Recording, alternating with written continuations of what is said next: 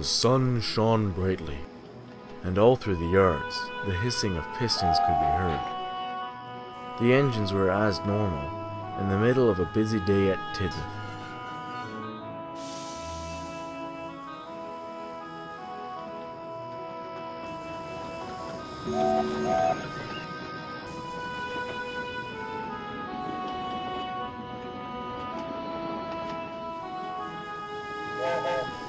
The railway transitioned nicely, and the yards had never run so smooth. The newcomers were adjusting well to the railway, quickly becoming a part of the Fat Controller's family of engines. On this day, Gordon, Henry, and Murdoch were all resting before taking their next trains. And no sooner than Henry's crew finds a way to fix his problems, he goes out and has a major crash, requiring a major rebuild. Look, that was the weather's fault, not mine. Sorry, Henry. Just filling Murdoch here in from the stories from the days of yore. Covered the ditch part yet? Or the hill?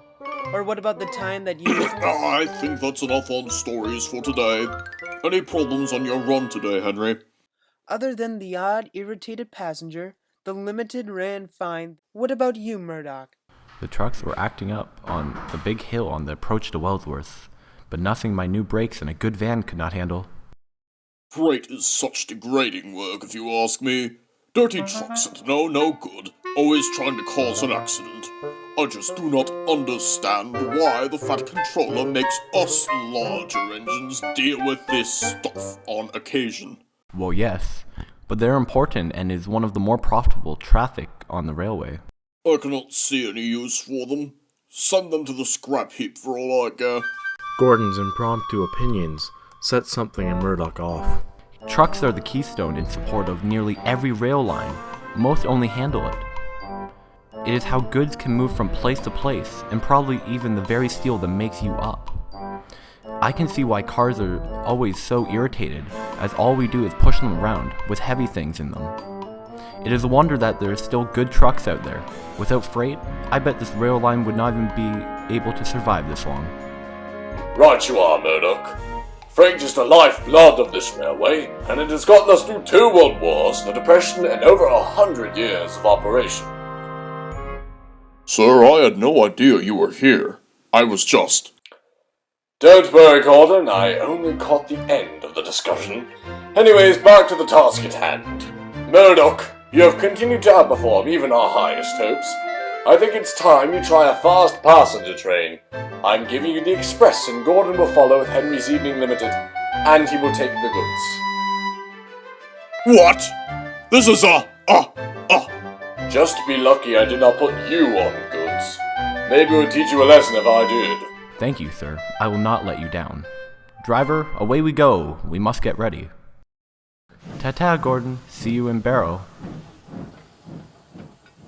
Ha! Some karma. Oh my.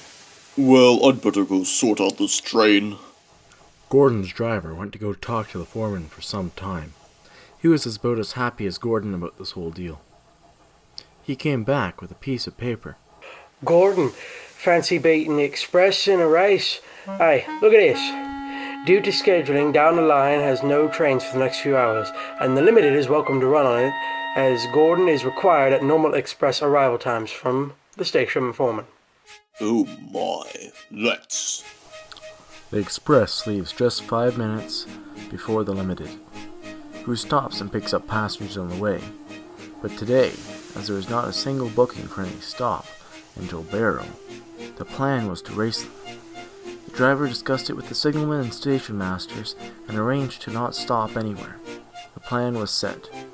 Fergus strutted the coaches into position and the engines back down. Gordon, I think your crew is back down in the wrong line. The express is that one. He knows full well which is which. The Fat Controller asked me to pull the express today. Gordon has to take my limited. Well, at least I will still be in Barrow at the same time as normal driver. Probably sooner even. What are you talking about? You have to follow behind me and stop anywhere passengers want to get off. Yes and no. Yes, for having to stop if they do want to get off. But the train is empty. Not a single passenger wants to stop or get on the down line. If I did not know any better, it sounded like Gordon would be ready for a race. You know, Gordon, how immature you're acting, getting jealous that I'm taking your train so you have to race me. I cannot tell if you're acting childish or just as a grown man. Oh, would you look at that? I have to go shunt those coaches over there. To be fair, you are a rookie and I am willing to give you a bit of a head start. Say 5 minutes? The time is scheduled. Gordon, I'm going at my own pace. See you in Barrow at the end of our trip. That's my cue. Ta-ta, Gordon. See you soon.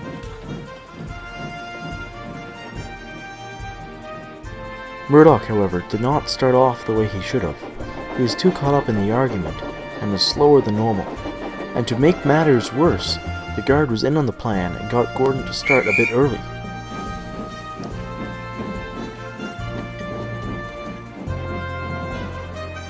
We'll catch up. Must catch up. We'll catch up. Must catch up.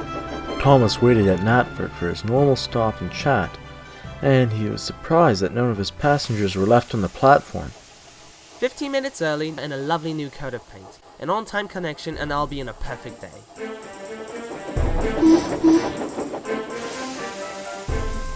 Oh my, Murdoch! I think that was my connection. He was on the wrong line and he didn't even stop. Gordon, on that line, he was my connection. Why did he not stop? At least it was not my fault this time. I think. However, Thomas was worrying with no cause, as none of his passengers even wanted to go into the main line. Murdoch was going along at his normal pace. However, Gordon was straining himself to catch up. This is my chance. I'll show him. I'll show him.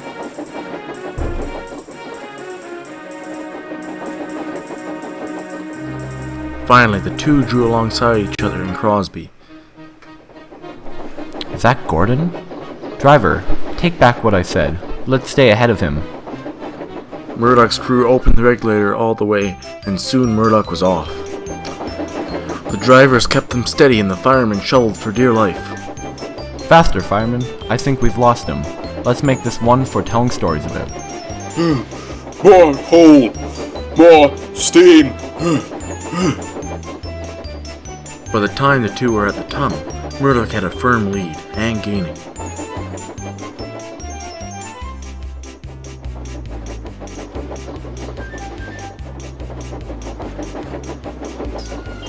Murdoch, braking hard, coasted over the bridge and through the station throat.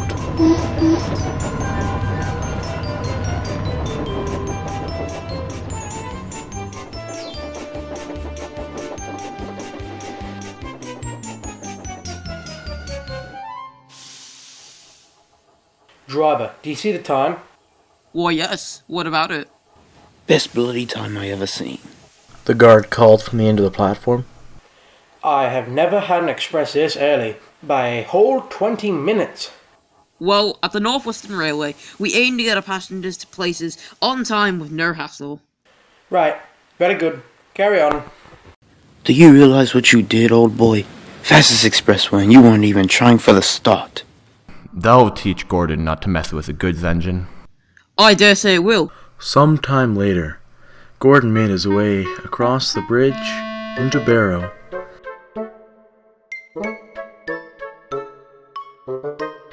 And into the station.